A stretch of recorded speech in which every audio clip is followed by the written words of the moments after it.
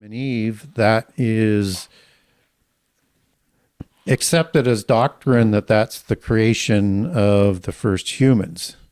Well, it doesn't really say that. We actually get people created on day 6. Now, is that the same creation as Adam and Eve as with day 6? And the likely answer to that is only if you believe the Bible contradicts itself. And I do not. And the reason why I say that is when you line up the details in Genesis 2 versus Genesis 1, they don't coincide together. So what happens is as a quick example, is you have male and female created in multiple and in great numbers on day 6, told to multiply and to move around the world and settle the world as nomads. I would say hunters and gatherers. With the description of the food, they start off as gatherers. I think they become hunters as well with the corruption by the fallen angels, which becomes so corrupt that you need a creation of Adam and Eve. But Adam is created in singular. Eve is created sometime later from the rib. And you might say, well, that's just an additional detail, which the Bible does do quite often, gives you part of the information and adds. But this is different. It's not at the same time, and it's unique in that you have the Spirit breathed into Adam, but not included in day 6, and that's just the start. And at the start of the Adam and Eve story, you have Yehovah the Elohim introduced, where he's not formally introduced in Genesis 1. That's Lord God, as it's translated in the KJV. And you have the Ruach of the Elohim hovering over the chaos in Genesis 1:2. You have Elohim as when God commands as Elohim in the singular there, but you don't have Jesus. And I'm not saying Jesus isn't there. I'm just saying he's not formally introduced. But there's a difference here. Something is being specifically inserted with the involvement of Yehovah of the Elohim. So Jesus clears things up to a certain degree, so I don't leave people dangling on that. Is that in John 1:8, he says, he is the Word of God, right? He is the word logos of the God theos. That's the cognate Greek version of Yehovah of the Elohim. Okay, word logos, God theos in the New Testament. And he's also the light that the darkness didn't recognize in the beginning. And where does the light show up? It shows up before light with the sun and the moon. It shows up in Genesis 1:3 after the Ruach of the Elohim is introduced, and he's the light. That the darkness, the fallen angels, the destruction of what is that chaos there, don't recognize who he is. And yet he's there, and he is part of the creation, because in John 1 and in Colossians 1, Jesus creates everything. So the contradiction comes out when you go Elohim Amar. That is God in the singular in this case, in the superlative singular, and Amar is the Hebrew word said, or to speak. He's the word. God commands, the word creates. That's how the word creates everything. So something's new, something's really different. And there's going to be this interaction with the Adamites that's not there with the people of day 6, just as it will be on the other side of the flood, where Yehovah of the Elohim is going to be the major one. Not that the Elohim doesn't, El Elyon, as we would understand him, or just straight El, or Abba, as Jesus calls him in the New Testament for Father. It's Yehovah who is there intimately almost all the time, all the way through, from Abraham through Israel, right? He's doing something special that he started with the creation and his introduction in 2:4. So now you get a different order of creation in day 2 than you do in day 1.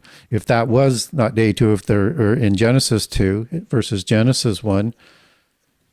And you have other details that just don't sort of, coincide. So I won't litigate the whole thing, just but to give people an idea. I have a document for people on the differences one of my most popular documents I send out, where it walks through all of the differences. And then that starts to explain where the people came from in Nod, where Cain finds a wife that should not be there. And people say, well, it's a sibling. Well, it can't be a sibling because, as in a sister, because Seth is born when Adam is 130 years old. And then sometime later, you have other sons and daughters born but not named. Doesn't fit the chronology in terms of what happens in Genesis 2 and Genesis 3. And we don't know how long after day 7 when the Eden account is there, and you get the Toledoth that's going on, the Toledoth of the earth. Toledoth is genealogy, and we get that Toledoth or genealogy of Adam that shows up at the end of Genesis 4 and the beginning of Genesis 5. Same sort of language there, but an earth doesn't have a genealogy. This is a genealogy of the Adamites created for a special commission, because I think the whole earth had become corrupted by the fallen angels, including all of the people of day 6. Do we have an example of that? Yes, we have an unexplained being that shows up in Genesis 3 called the serpent. The serpent is a beast of the field. The beasts of the field are created in day 6 before Adam, or before the humans that are called Adam as well. Adam takes the name of humans. He's the same species, might be a different race, but of the same species. So in 2 Peter 3, where we get a template for prehistory of this period, you have a day is 1,000 years. So if a day is 1,000 years and you have the beings of the field that are created before male and female, you could have up to 1,000 years difference. People might say, well, sun and the moon, 24 hours, that comes in about day 3 to 4. I think day 4, as I recall, doesn't explain the light that was there in Genesis 1:3, and you have creation going on before that. So when does the 24-hour cycle start? Well, the MO of the Bible is it stays consistent with the language and how things roll out. So yes, we have the firmament created with the sun and the moon, so that now we're going to have day and night. But that 1,000 years would go roll through the whole 6 days of creation, as Exodus 20 talks about. It needs to be consistent, right, in terms of how that plays out. So you could have 7,000 years happening before Adam shows up, and maybe even longer, because we're not given a day 8. And this serpent people, Nahash, as it's in Hebrew, has a source word, Nahash, which means not just a serpent, but it means a necromancer. It means a sorcerer. It means words that are associated with polytheist priests and priestesses. This is the one deceiving Adam. This is the one that's held up by polytheists to be the superior kingly race before Adam is created. That was taller than Adam and the size of a camel in terms of the height, as the Gnostics would describe the serpent.